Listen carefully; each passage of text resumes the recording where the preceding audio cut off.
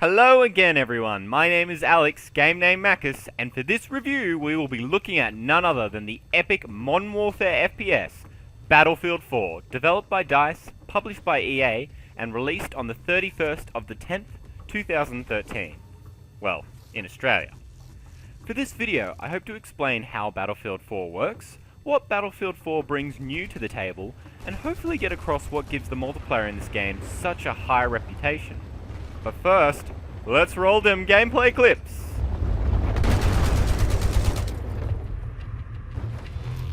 I got eyes on an enemy soldier!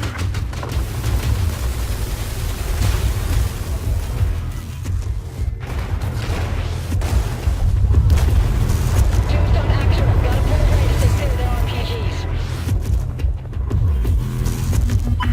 Listen up. We're just taking control objective Foxtrot. Now, those familiar with Battlefield 4 generally agree that multiplayer is truly where this game shines.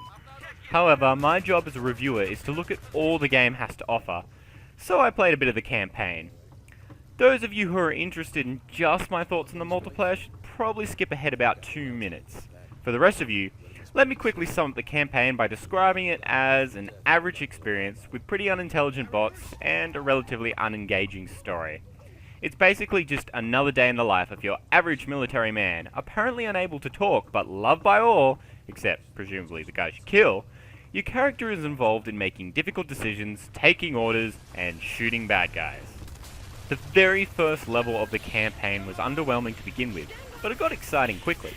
There was a cool action sequence, pressure to complete the mission, some explosions, and the right balance of action and stealth moments. Overall, a good start to a mode that is usually ignored in this series. There are collectibles to be found throughout the campaign and guns to unlock that may increase replayability of older levels.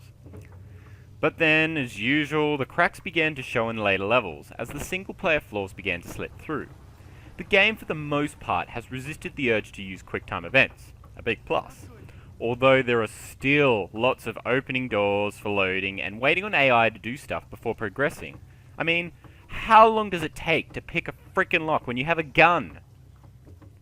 Your squad mates will allow enemies to run past them and shotgun you in the face. The enemy tanks move in the same pattern when not attacking, making them extremely predictable. Heck, even the emotional moments to the game are ruined by people not responding to your actions or gesturing at apparently nothing.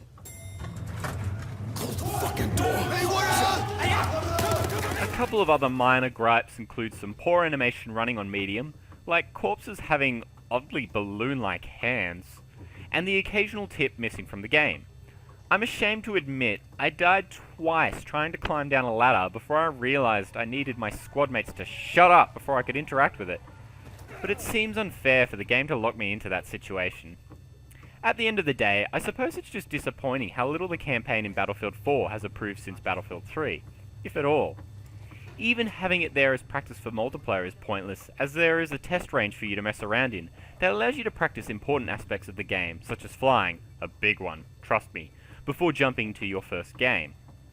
So in summary, if you were not already thinking this, do not buy this game for the single player, as it is overall an average experience that pales in comparison to the multiplayer.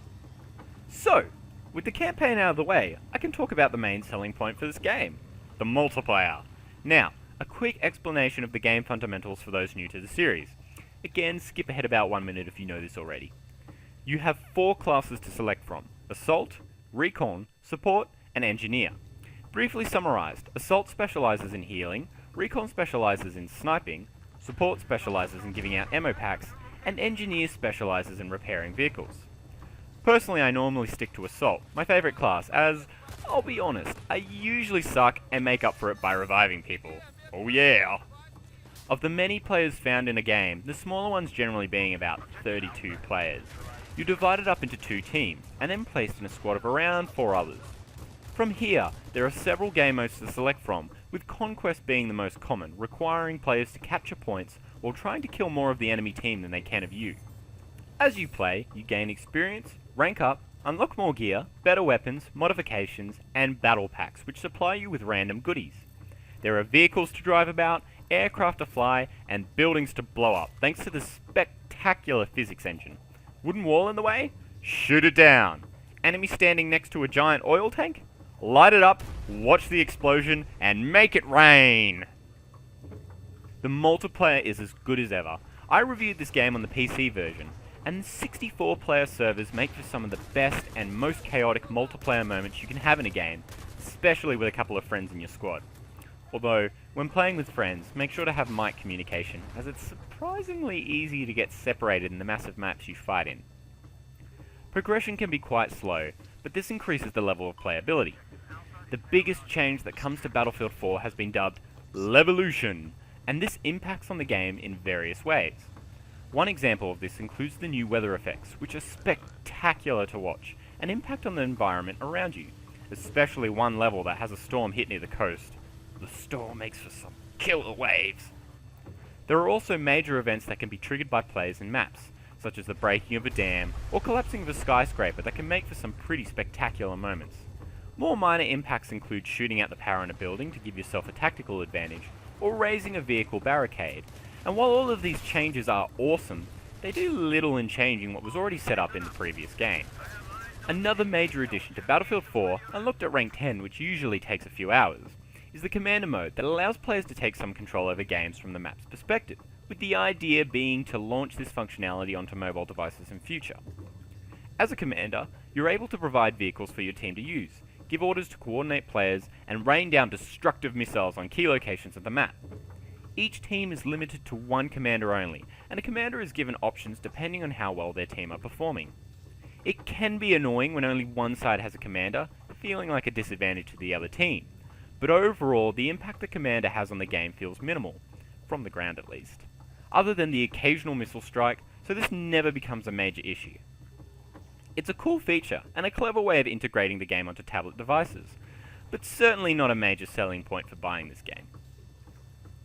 Flaws to the multiplayer include the standard bugs that usually appear near launch, such as random cutting out of audio, crashing, no minimap displaying, and more, but I expect most of these will be fixed within a month or two. Make sure to stay on games below 90 ping, or lag could lead to some frustrating deaths.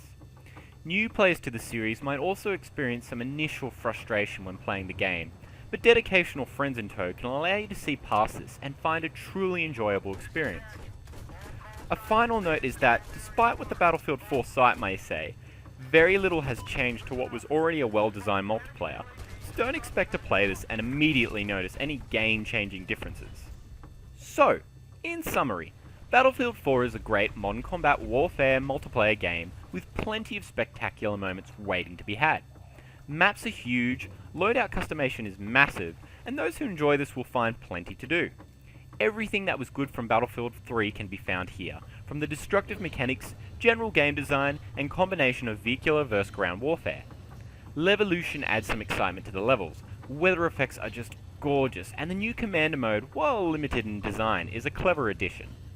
However, the single player, while largely ignored by most players, is depressingly average.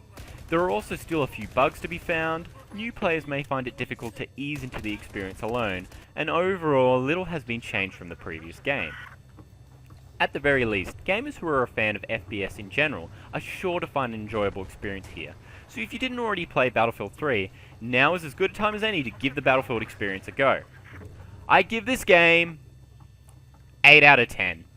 Thanks again everyone for watching. I really do hope you enjoyed the review. If you have any feedback for me, please feel free to leave comments. And until the next review, hopefully Need for Speed Rivals, happy gaming all.